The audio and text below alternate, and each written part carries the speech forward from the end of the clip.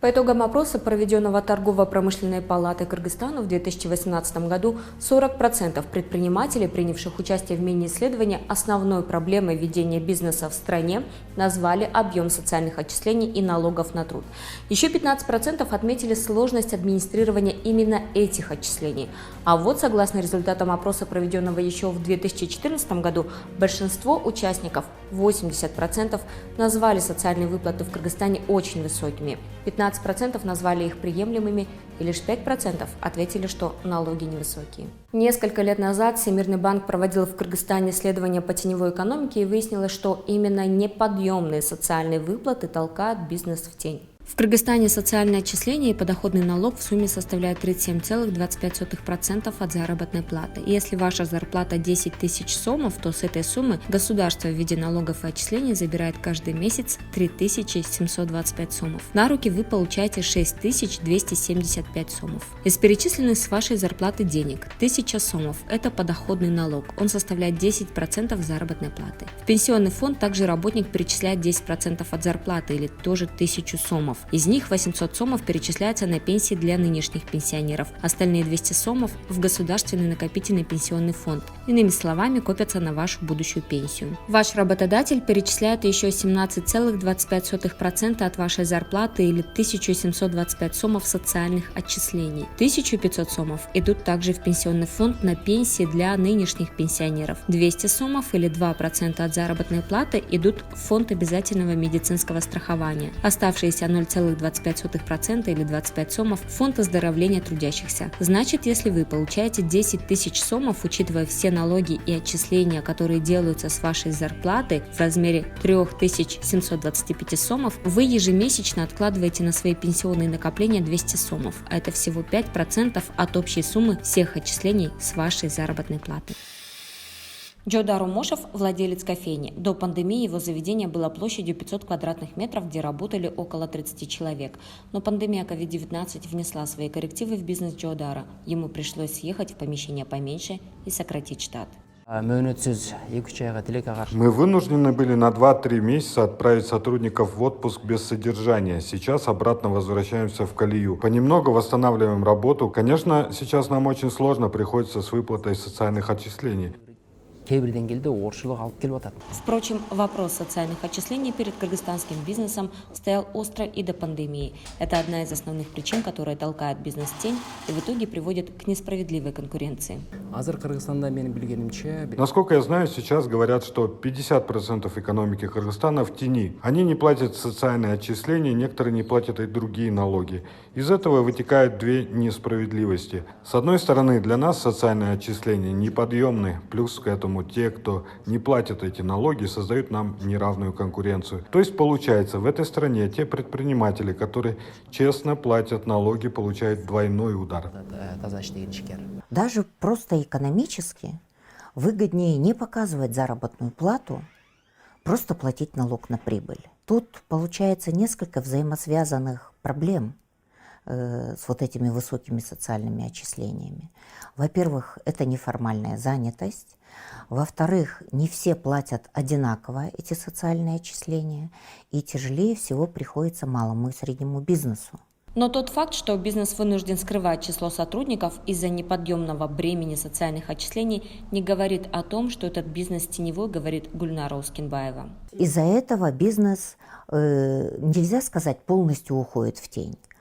Надо сказать, что неформальная занятость – это гораздо выше, чем теневая экономика. Платят налоги, тот же налог на прибыль там, или еще что-то, да? Им проще заплатить этот налог. Оно не теневая экономика. Он, как говорится, платит налоги, спит спокойно, но он способствует неформальной занятости. То есть, например, по факту у него работает 10 человек, а он официально показывает, например, 2-3 человека. Работники тоже не заинтересованы в том, чтобы перечислять государству полностью социальные отчисления, так как существующая пенсионная система несправедлива, где одно поколение кормит другое. жұмысшы топтарды өзін. Работники же не накапливают на свою будущую пенсию. Все, что мы сейчас платим, уходит на содержание нынешних пенсионеров. Это очень несправедливо. Социальные отчисления, которые перечисляет в соцфонд каждый работник, должны считаться его накоплениями на старость. И еще здесь не должно быть государственной монополии. Наряду с соцфондом надо дать место частным фондам. Они даже лучше справятся с этой задачей, я так думаю. Тағы да эффективірек бұл жұмысты алып барады деген ишеніштеміз.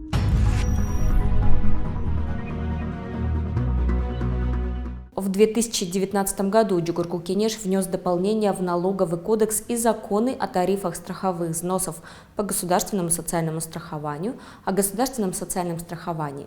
Эти дополнения дали компаниям, работающим в швейной отрасли и создающим более 50 рабочих мест, ощутимые послабления по социальным отчислениям и подоходному налогу. Если раньше нам, работнику и работодателю, приходилось платить 27,5% от заработной платы, будь то 10 тысяч сомов или 20 тысяч сомов, плюс еще подоходный налог в размере 10%, то после принятия данного закона мы перешли на 12%. Но эти 12% не привязаны на суммы заработной платы работника. Они высчитываются от 40% средней суммы заработной платы региона, где расположена фабрика. Закон вступил в силу 13 января 2020 года и рассчитан на 3 года тестового режима. То есть по итогам 3 лет будут рассмотрены результаты изменения в законодательстве.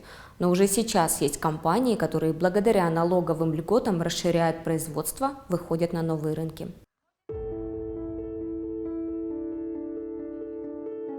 Эльмира Эйджа работает швеей. В свое время поработала на государственной службе, вышла на пенсию. Но чтобы помочь своему сыну, единственному кормильцу в семье, работает наряду с молодыми. По состоянию здоровья мужа мы были вынуждены переехать в Бишкек в 2010 году. С 2011 года я работаю швеей. Пенсии в размере 6 тысяч сомов ни на что не хватает. Объем легкой промышленности в доле ВВП Кыргызстана составляет примерно 6%. Туда входит и швейная отрасль. В 2020 году страна экспортировала швейную продукцию на более 30 миллионов 670 тысяч долларов или на 2 миллиарда 381 миллион 224 тысяч сомов. В Кыргызстане официально зарегистрировано 52 швейных цеха. Из них 10 крупных, 13 средних, но это лишь официальные цифры. Неизвестно, сколько еще предприятий работает подпольно. Эльмира Садыкова, как и многие работники швейной индустрии Кыргызстана, не была защищена трудовым договором. Нестабильный заработок, отсутствие социального пакета. В свое время Эльмира Эйджа прошла через это. Теперь условиями работы она довольна. На фабрике нормированный рабочий график, хорошие условия, зарплату перечисляют своевременно на карточку. Работа есть всегда. Рабочий день начинается в 8 утра и завершается в определенное время. Имеются все условия, кормят обедом и завтраком. На свой вкус можно выбрать любое блюдо.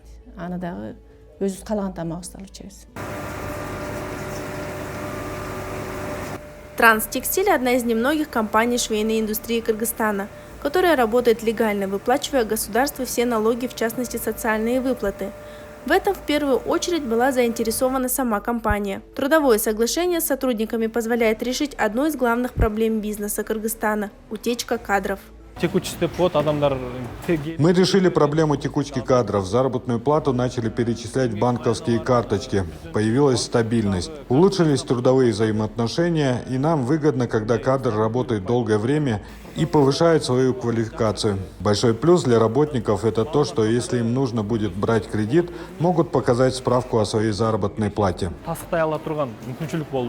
Во время пандемии группа компаний «Текстиль Транс» и «Салкын» не останавливали свое производство. На фабрике шили маски, халаты, защитные костюмы, обеспечивая таким образом работой своих сотрудников, а население необходимыми средствами индивидуальной защиты.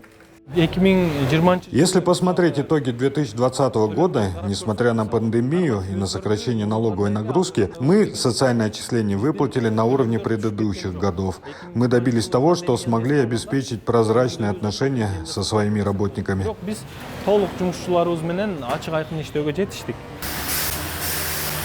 Эти детские брюки, которые сейчас шьют на бишкекской фабрике Cool Bros, скоро окажутся на прилавках магазинов Германии. С недавних пор фабрика начала работать по заказу крупного немецкого риэлтора Алекс. Совсем недавно эти вещи шили в Бангладеше. Кулбро смогла выйти на европейский рынок, прежде всего благодаря соблюдениям трудовых прав сотрудников, в том числе по социальным выплатам. Германия обязательно. Германия в первую очередь смотрит на то, в каких условиях выполняет их заказ, имеются ли надлежащие условия для рабочих, тепло ли, не используется ли детский труд, кормят ли завтраками, обедом и так далее. Мы им показываем, в каких условиях трудятся наши работники и их количество. Только после этого они подписали с нами контракт. Теперь в данное время мы экспортируем свой товар в Германию.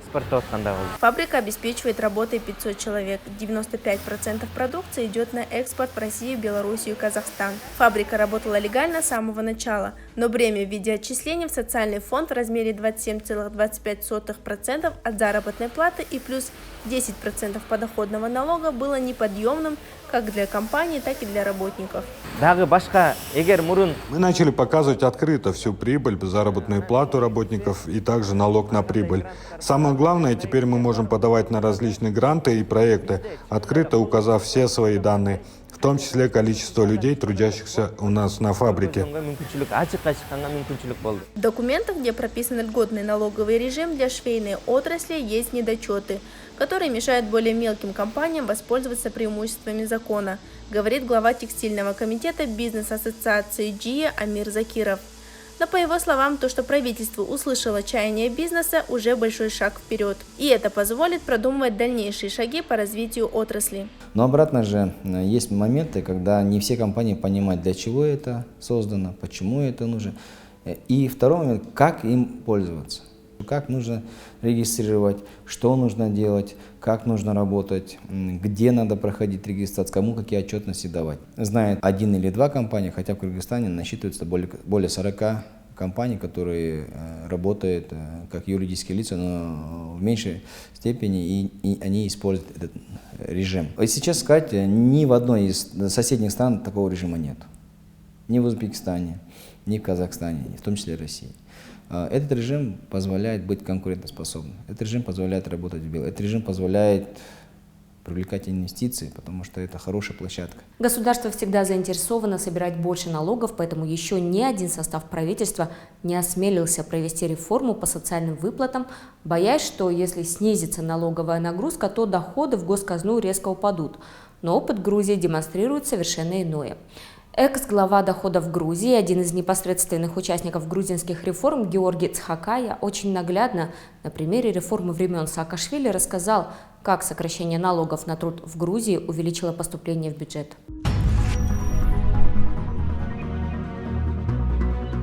Мы в 2006 году два налога, это подоходный налог и социальный налог, вместе мерджинг сделали, их объединили и сделали все вместе 25%. Но там же написали, что это каждый год будет уменьшаться. И уменьшили до 20%, и сегодня два этих налога 20%, но у нас была еще дополнительная стратегия уменьшить до 15%. Это тот процент, от которого его не декларировать уже не в интересах самого налогоплательщика.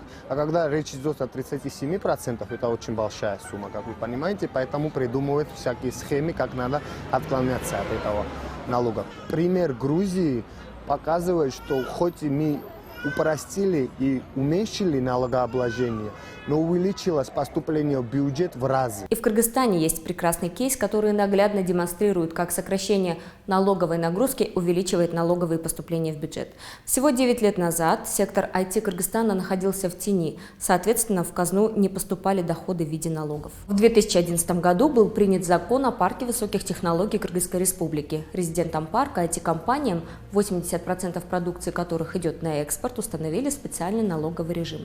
Это было сделано, чтобы вывести их из тени. Подоходный налог с 10% был сокращен до 5%, а социальное отчисление с 27,25% до 12%. В итоге работодатель и работник выплачивают всего 17% от зарплаты вместо 37,25%. Это означает, что объем социальных налогов для IT-компаний сократился на 55%. Значит, должны были снизиться и поступления в государственный бюджет как минимум на 55%. Но ситуация развивалась совсем по иному сценарию.